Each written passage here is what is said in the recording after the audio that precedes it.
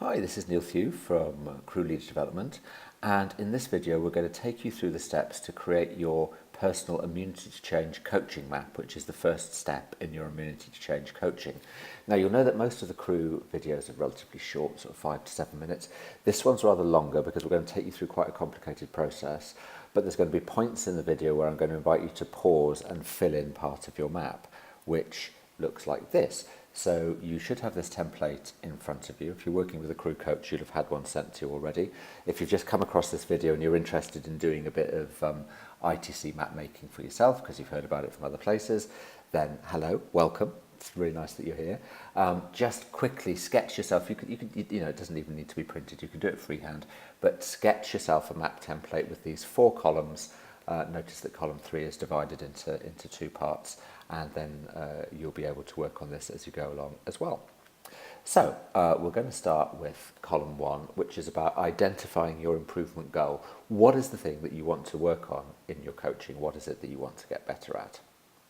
And we think that one of the ways in which it's helpful to think about this is just to identify what we call your one big thing.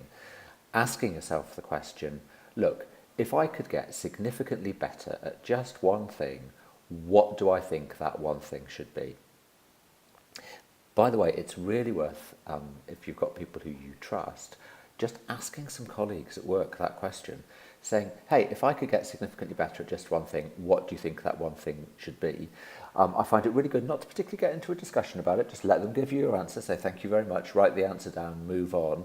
See if you can get between 6 and 8 responses. It's also worth, even though you're going to be working on something related to your professional life, it's also really worth asking friends and family members as well, because chances are the one thing that you could really benefit from working on will be showing up not just in your professional life, it will be showing up in the rest of your life as well. So get that data. You might find that there's common themes that arise, in which case that's very useful, that points you in a certain direction, but ultimately the choice is yours. So you think to yourself, if I could get significantly better at one thing, what do I think it should be?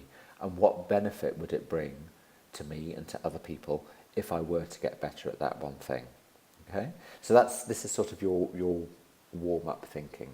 When it comes to filling in column 1, we want to have a sentence that begins, you don't have to use these words, but we find them really useful because a good sentence stem is nice. It kind of gets you thinking in the right direction, as it were. So beginning with either the words, I want to improve, ... or I want to get better at, ... There's your first sentence of column 1. And then your second sentence, in order to, because it's really important to know what's at stake for you and what it is that you're hoping to achieve, because then obviously we can keep an eye on that in the coaching. So we're looking here for some kind of an adaptive challenge, some kind of a challenge where in order to succeed, you are going to need to develop in some way, you're going to need to change and grow. It's not really worth working on something where there's a simple technical fix. You know, you can learn a new skill, boom, you're done. We're looking for something which is going to be more developmental than that. We find it very useful for you to express this in terms of what it is that you want to move towards, because that's more motivating than thinking about what it is that you want to be less of or what it is that you want to move away from. Which, going back to the sentence stems, if you do write, I want to improve or I want to get better at, then you are identifying the thing you want to move towards. So, for example, sometimes people will say to me, oh, Neil, I want to be less of a pushover at work. Well, that's what you want to move away from. So what is it that you want to move towards? Well, I want to improve at being more assertive at work. Great, that's a more motivational goal. So the thing you want to move towards, and obviously the goal needs to be really related to your one big thing, whatever it is. Now, through this presentation, people often find it really helpful to see an example being worked through as well. So I'm going to share with you a genuine map that I worked through a few years ago now, and working through this map had such a massively positive impact on me. I can't tell you, it was revelatory, and it really, really helped me take some steps forward that I've been very stuck with. One of the ways in which you know you're on the right track with your goal is it may very well be something that you've been aware of for some time. It may be something that you've actually tried to improve already, and it'll be something where you feel stuck. Your efforts to improve haven't really worked, and you might even be thinking, do you know what, I'm not going to be able to get better at this. It's impossible. If you're feeling that, that's actually a positive sign that you've really identified a good goal. So the goal I was working on was, I want to get better at asking for help. And it's funny because sometimes other people's goals almost seem trivial. If you don't have a problem at asking for help, you're going to think, well, that's a pathetic goal. But actually for me, that was a massive problem. So I want to get better at asking for help in order to learn from different perspectives and be able to grow Crew more effectively. So that's what I wanted to do. So we're going to ask you now to fill in column 1. I want to improve, or I want to get better at, whatever your goal is, in order to whatever's at stake for you and whatever you want to achieve. So pause here now and fill in column 1. Okay, good. Now this is the only time we're going to do this. Every other time when you filled in a column, we're then going to move on to the next column. But because getting the goal right is so important, we're just going to now review what you've written in column 1 and give you the opportunity to revise it if you want to. If you don't really work on a goal that's genuinely the most worthwhile and important thing for you to work on, then it's a wasted coaching opportunity, because however great the coaching is, you'll still feel a bit unsatisfied at the end because you won't really have made the progress you want to make. So have a look at your goal and ask yourself these questions. Is it true for me? Right, it needs to be something that just feels very authentic. It needs to be a goal that absolutely implicates you. In other words, you are the person who has to make this change. No one else can do it for you. And also, it's not a goal that in some way is relying on other people changing. This has to be all about you. You don't want a sort of a falsely modest goal. Go, well, I could do with getting a bit better at this, when you know in your heart of hearts, actually, I'm already kind of okay at that. You want a goal where, honestly, there really is room for improvement, and where the goal is significantly related to your work. The only exception for that would be if we've contracted with you to do a piece of coaching which is about your personal life, then this one wouldn't be relevant. But 9 times out of 10, we're working with people in their professional contexts. So if it's in a professional context, is this goal, or is making improvement on this goal at least, significantly related to your work? And then the single most important one is, this has to be really important to you, okay? So if you were to judge this goal on a scale of 1 to 10 and go, how important is it to me? How motivated am I that I really want to put in the work and want to put in the effort to get better at this? You've got to be able to give yourself a 9 or a 10. If you can't, then you're not really on track with the right goal. If you're giving yourself a 7 or an 8, then I would say chances are you're absolutely in the right ballpark. So ask yourself, can I tweak this goal or modify it a bit that's going to bring it up to being a 9 or a 10? So here's a chance just to pause again, and if you want to revise column 1 and improve the goal. Okay, so now let's move on to column 2, now that you've got your goal. And in this column, we're going to ask ourselves, so what are you doing now, or not doing now, that runs in the opposite direction to achieving your goal? And we call this exercise telling on yourself. And actually, you can do this with a certain degree of lightness and a certain degree of humour. The more you come up with things and you go, oh God, yeah, that's me, I do that, oh, that's just shaming, then you know you're on the right track, okay? So we're going to ask you to say, what are all the things that you're doing or not doing that run counter to achieving your improvement goal? And we're not asking you here to justify them or explain them or defend them, just simply write them down as a list.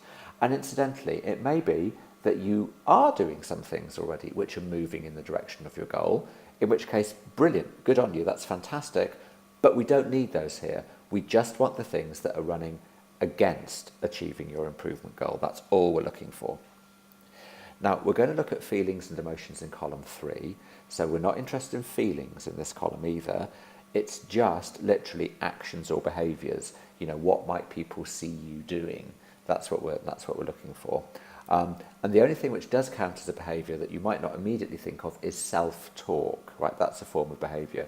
So if you find yourself saying to yourself, oh, I'm rubbish at this, oh, I hate doing this, oh, I'll never be able to do that, that kind of self-talk is a form of behaviour, even though it's not externally visible, and it would be worth capturing that.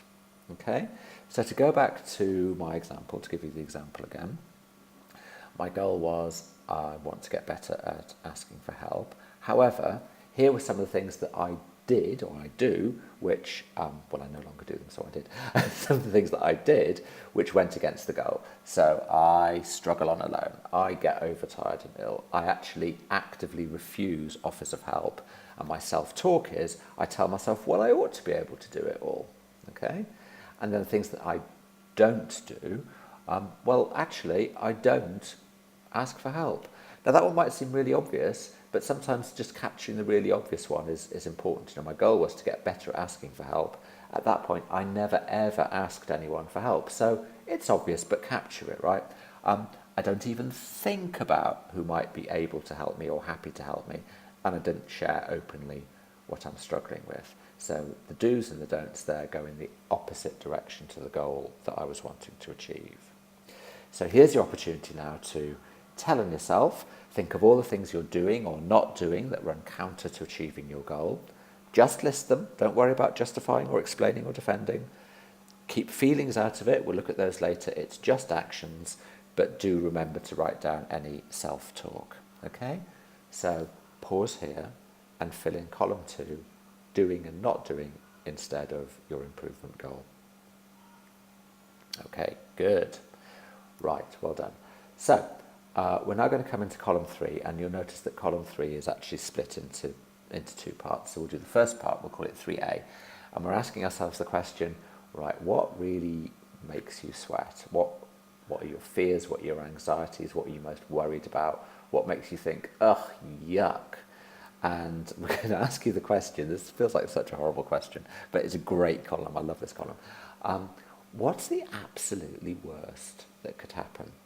And what's the worst that can happen in the context of, we'd like you to imagine doing the opposite of your column 2 actions. So all the things that you say you do, imagine not doing them. And all of the things that you say that you don't do, well, imagine what it would be like if you did do them. And as you imagine that, we want you to note, what are the worst feelings and emotions that arise for you around that? You may find that there's a few different ones that arise, but which are the worst? We call these the worries, the fears, and the yucks. You know, we want you to really dive into this, and the more you can find the absolute worst, the better. That's going to be brilliant for your coaching. We want to know what absolutely gets you by the throat and leads to a genuine moment. Okay, that's what we're looking for. So to give you the example and illustrate it, you remember I was doing all these things that I was struggling on alone, I was refusing help, I was telling myself I should do it, I wasn't asking for help, even thinking about who could help me, I wasn't sharing openly. So I imagine doing the opposite. I imagine, okay, what would it feel like if I didn't struggle on alone, if I didn't refuse offers for help, if I stopped telling myself I ought to be able to do everything? And what would it be like if I actually did ask for help, or think about who could help me, or share openly what I'm struggling with? So I went through, and I think it's a good thing, go through all of the different items one by one, see what comes up for each of them, and then just capture the sort of the 3 or 4 top ones. And you may find that some of the same feelings arise time and again when you consider different items. So what I came up with was, okay, I fear feeling like a complete failure because I wouldn't feel like I was coping. I fear being very vulnerable. I worry that people wouldn't respect me as an expert. And then the worst one for me was I'd be really afraid nobody would want to hire me, and I wouldn't be able to carry on running my business and doing the work that I love doing. And that's yuck, yuck, yuck. So this is a deep dive, and I won't beat about the bush. You'll probably feel kind of despondent and dreadful by the time you've done this column. Okay, it's part of the exercise. Don't worry, we're going to bring you back out of it, but you need to do the dive in here, right? And I just want to draw your attention to a feature of the way in which these have been written, which becomes really, really helpful and powerful in the coaching, which is, and you'll notice the purple's popped up, capturing the emotion at the beginning of the sentence. So I fear, I worry, I'd be very afraid. Name the emotion in the sentence, because that's going to be really helpful for helping you produce a strong and powerful map, and it'll work really well in your coaching. So do the dive in now. Think to yourself, what is the absolute worst that could happen? Imagining doing the opposite of your column 2 actions, noticing the worst, worryingest, fearest, yuckiest emotions that arise, and getting that, oh, beep moment where you feel like that's absolutely got me by the throat now. Okay, so pause here, deep breath, fill in the top part of column 3. Brilliant, well done. Right, now we're going to fill in the bottom part of column 3, which is your hidden competing commitments. And it's asking ourselves the question, okay, so right now, what am I doing to stop those fears from coming true? Because our competing commitments are really the things we're committed to doing to keep our worries at bay. We never want these worries to come true. We never want these fears to come true. So we've developed highly effective, but also in a way limiting and occasionally damaging strategies, absolutely designed to stop our fears or worries from coming true. So our competing commitments we can think of as being the antidote to our worries. Well, our current antidote. We're going to try and help you develop a better one, actually, because this is where your immune system has slightly gone into overdrive and it's now not actually serving you as well as it could do. But the antidote to your worries, the things you're committed to doing to stop your worries from coming true.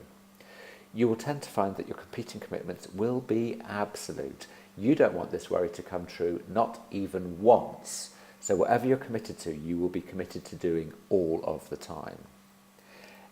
Reading backwards across your map, you'll notice that your competing commitments make perfect sense of the actions in column 2. You know, I'm committed to doing X, and that's why action Y appears all the time. And most importantly, we're looking for non-noble competing commitments. You'll probably understand this better when I show you my example in a minute. But there should be something in the commitment itself which keeps the fear and the yuck slightly present. You know, a competing commitment like, oh, I'm committed to always doing my best. Well, anyone might say that. I mean, that's a nice thing. That's quite a noble thing. But we're looking for, okay, so what do you do to always appear to be doing your best? What's the thing that's actually a little bit uncomfortable? And it's the uncomfortable bit we're looking for, okay? So to give you the example, which will illustrate this, I hope. So there were my worries, fears and yucks from the top part of column 3. Fearing like a complete failure, fearing being vulnerable, worrying people wouldn't respect me as an expert, and so forth.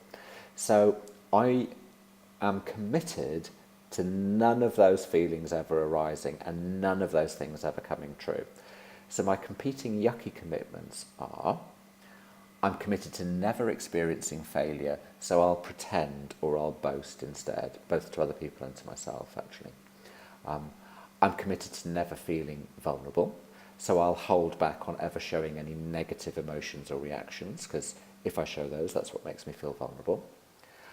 I'm committed to always being the expert, and then the really yucky one, I'm committed to always appearing strong, successful, super employable, and generally better than anyone else, which is kind of has the ouch and the yucky factor in it. Okay, so if you look at these, you'll see that these are examples of the two things that we said about, you know, commitments. First of all, the absolute nature of them, you know, never, never, always, always. So if you can capture something about the absolute nature of the commitments as you write them down, that's really helpful. And again, for the same reason as before, it's helpful in two ways, both because it's going to help you make a really strong focused map, but it's going to be really helpful when you go into your coaching afterwards. And then the non-noble part of these commitments generally is the phrase at the end. So what you're trying to capture is, okay, so what is it that you are doing to honour the commitment? So if we look at that first one, I'm committed to never experiencing failure. Well, actually, different people might then enact that in quite different ways. You know, one person might be committed to never experiencing failure, so they'll never take a risk. One person might be, I'm committed to never experiencing failure, so if anything goes wrong, I throw my colleague under the bus. Yeah, so you see that same commitment could be present in someone's life in a kind of a yucky way in a variety of different ways. My personal version was, so I'll pretend or boast instead. You might have a completely different version. So we need to capture the nuance of how does this work for you.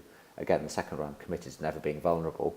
People could, try to protect themselves from being vulnerable in 100 different ways. My personal way of doing it was holding back on showing negative emotions or reactions, because for me, that was the thing that made me feel most vulnerable. But if you were protecting yourself from being vulnerable, you might do it in a way which is completely and utterly different from that. So we need to capture what's the way in which you're doing it. And that's what's going to make the commitment non-noble, okay? So there's our little list again. Competing commitments, it's about how we keep our worries at bay. It's what we're committed to doing to stop the worry ever from coming true, so they're absolute. They'll make sense of your column 2 actions, and we're looking for the thing that isn't very noble and has a kind of a sense of the fear and the yuckiness is still present. So pause here and now fill in the bottom part of column 3, the hidden competing commitments.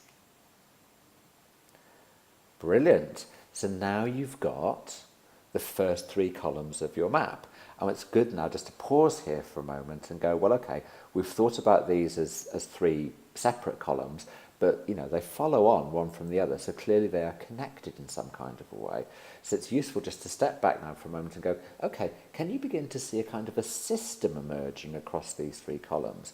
And we think of this as having one foot on the gas or one foot on the accelerator, which is, okay, your commitment is your foot on the accelerator. It's something where you're trying to drive forwards and improve. But your hidden competing commitments they kind of exist in absolute opposition to that. And they're like your foot on the brake. And they're the thing that's trying to hold you in place because you're scared of these fears occurring. And you've got a kind of a closed loop system here where you've got a force driving you forward and a force keeping you stationary. So can you see in some way that system is beginning to emerge here? And it's really useful just to pause here and just jot down any very initial thoughts you want to capture. You're going to have plenty of time to really explore this system and understand it with your coach. But now that you're beginning to see it for the very first time possibly, can you see anything emerging here? And it's worth just pausing and just capture any initial thoughts that are coming up. Okay, good. Before we move on, I'd just like to say the kind of cool thing about this system is, you may be feeling a bit frustrated now and thinking, God, I'm just caught in this loop of, one foot on the gas, one foot on the brake, not going anywhere. It's all oppositional. But actually, the good thing about that, and if you go with the car metaphor, if you imagine having one foot on the gas and one foot on the brake, that means that there's a lot of trapped energy in that system. Okay, right now it's not moving anywhere, but as we take our foot off the brake during the coaching process, you'll find that more and more of that energy will be then liberated for you to make progress and move forwards, and it really works like that. So now we're ready to look at the very final column, the big assumptions. And the big assumptions are the ways in which you're thinking. So now we're moving in towards your mindset and what you're assuming. And the point about the big assumptions is that they are what's holding this whole system up. They're what's anchoring the system in place, okay? So we're going to try and identify some of those now as well. And in the coaching process works by both helping you overturn your big assumptions and make progress on your goals. So we're very interested in both sort of ends, both columns on either side of the table. So you're trying to do some thinking about, okay, so what must I be assuming that makes my hidden commitments that I've identified feel like they're the truth or feel like they have real importance and power?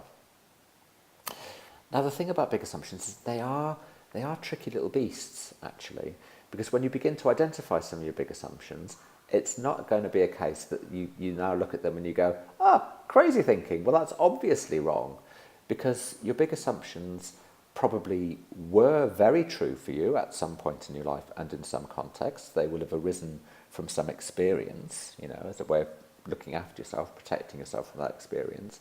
And the chances are that they still are probably true in some contexts, right?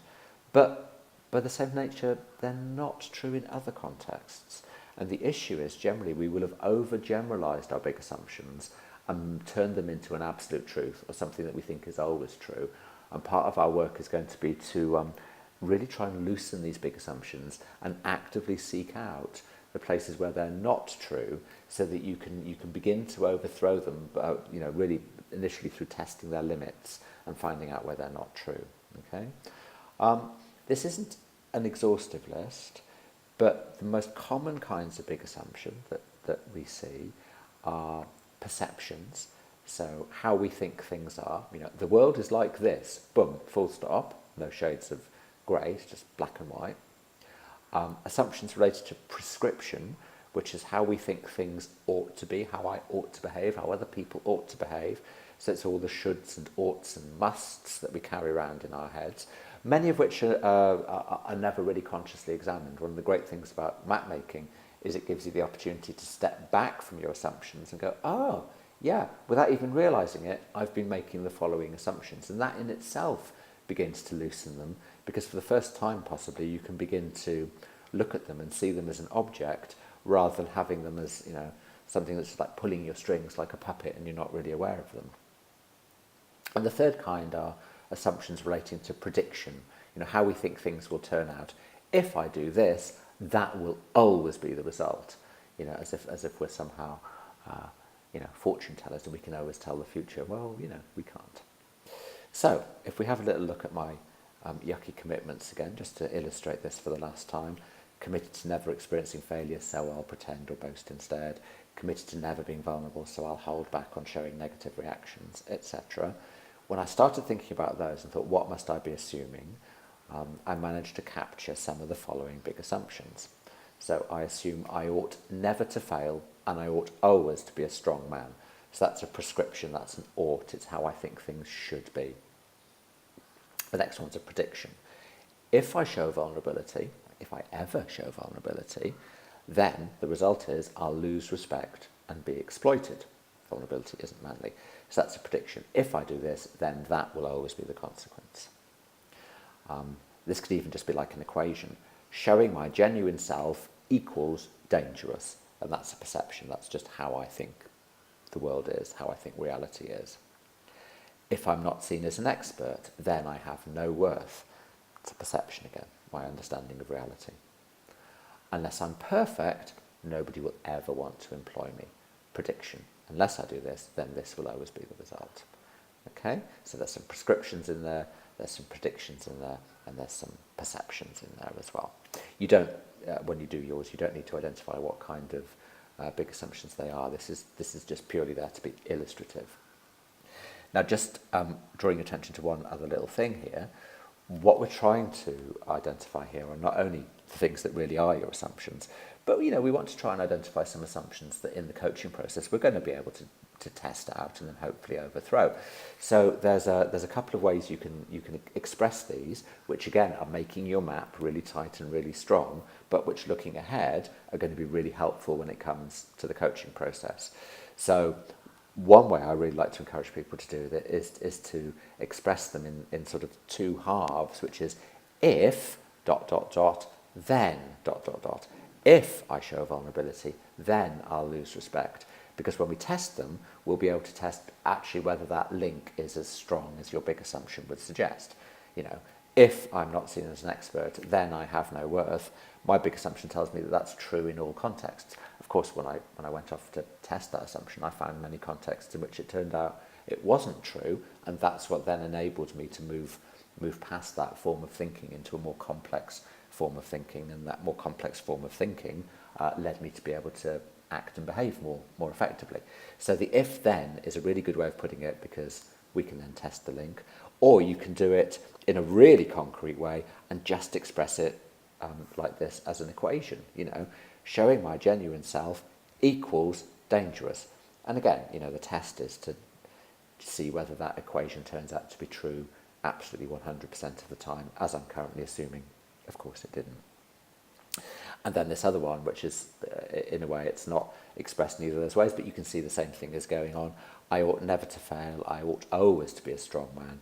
Well, can I find a situation in which it's actually safe to fail? So again, you're testing the sort of the sense that this is an absolutely total, all-encompassing assumption that is true in all occasions. Okay? So you're looking for your BAs now, your big assumptions. What is it that you're assuming that would make your hidden commitments seem like they are absolutely true, they have power, they're there 100% of the time? And don't look for something which is is false now, because your big assumption probably will still be true in some contexts. It's just we're looking for ones that you've overgeneralized. So pause here now and fill in column 4. Okay, good. So hopefully you might be able to begin to see now, and again we will explore this with you much more in the coaching process, how your big assumptions are holding that 1 foot on the gas, 1 foot in the brake system in place. In a way, they're the sort of the foundations of the system. And as we've said, progress towards your goal will come through overturning, examining, testing, and then overturning your big assumptions. Because if we begin to remove or refine some of those, that actually is what's going to liberate energy in the 1 foot on the gas, 1 foot on the brake system in which you're currently trapped. So the next step in your ITC coaching, just so that you know, is what you've got in front of you now is a first draft of your immunity to change map. And that is brilliant. I just want to say congratulations, really good work on that, okay? Now, don't get hung up on, oh, is it good enough? Is it perfect? Have I done a great map? You will notice if any of your big assumptions or behaviours are around perfectionism, which for many of us they are, you might be feeling a bit anxious about your map now. I just want to reassure you and go, look, whatever you've got, that's brilliant. We will work with it, okay? And it's just a first draft. And what you're going to do in your first session with your coach actually is to come up with the second draft of your map now with help from a coach. So we're going to work on honing your map. And that means we're going to look at each column, review it, tighten it up. There'll be a time lag between you having done your first draft, sent it to your coach, having your first coaching session. So, your unconscious will have been mulling it away somewhere in the back of your mind, and you might see it with a bit more clarity after you've had a chance to step away from it. You might notice some things that have been left out. You might look at it and go, actually, that, and that, it's not so important. It's muddying the waters. Let's get rid of it. And so we'll tighten up each column, and then probably more importantly, we'll try and see how it's working together as a system, held in place by your big assumptions, okay? Now, your map remains a living document, actually, throughout the whole of your coaching process. I remember I did a 10-session arc, the first time I did an ITC arc with my coach, and it was in session 7 that I suddenly realised something really significant about my map. So we'll invite you to go back to your map and to use your map in every single session, and it will grow and develop as you learn more about what's going on, okay? So, it doesn't have to be some perfect finished product. In fact, there's no such thing as a perfect finished map. The question is it good enough? Is it a good enough map? And does it have and the test of is it good enough is, does it have at least one testable big assumption in it? That's the test we're looking at here. So is it a good enough map that's going to really help you with your ITC coaching? And then looking ahead to the whole ITC coaching arc, after you do the honing the map session with your coach, well, there's a series of different exercises that we're going to do with you. And it depends whether you're going for the short, medium or full arc ITC process. There are different ways of doing it. So you will do some or all of these different steps. What I'm going to lay out are the steps in the full coaching arc. But if you're doing a shorter arc, you won't do all of these bits. So in the full coaching arc, we will send out a feedback survey, which we'll design and show you before we send out, which will go to people you choose and you nominate, colleagues, asking for feedback on how well you're doing with the goal that you've set right now, and that will be really useful.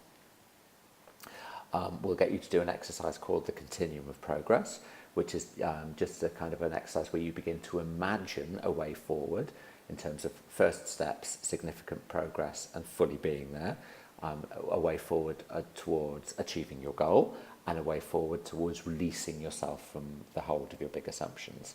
And we'll ask you to do a biography of your big assumption. Let's find out a little bit more about where these assumptions came from, and where were the places where you learnt these in the first place, because that can give us really useful information and data for helping overturn your big assumptions. If you're doing one of the shorter coaching arcs, you may do Continuum of Progress, but you probably won't do the other two exercises. Everyone, however, will then do the 2 observation exercises. So we call those first 3 the sort of the opening game. The middle game then is going into the observation exercises. So for a while, and you have to exercise a little patience here. One of the things that we tend to try to do, or we're quite wired to doing, is seeing that we've got a goal and just jumping into trying to do something to achieve the goal, okay?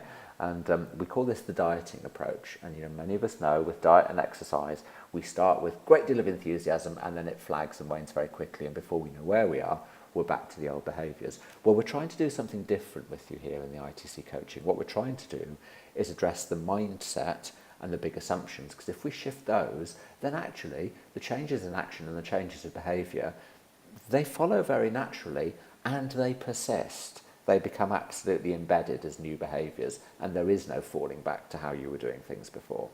So in the observation exercises, what we encourage you to do is try as hard as possible not to make any changes in your actions for a while, to hold back on that and actually use the observations as a way of learning more and understanding more about the big assumptions so that you can be more effective in overthrowing them.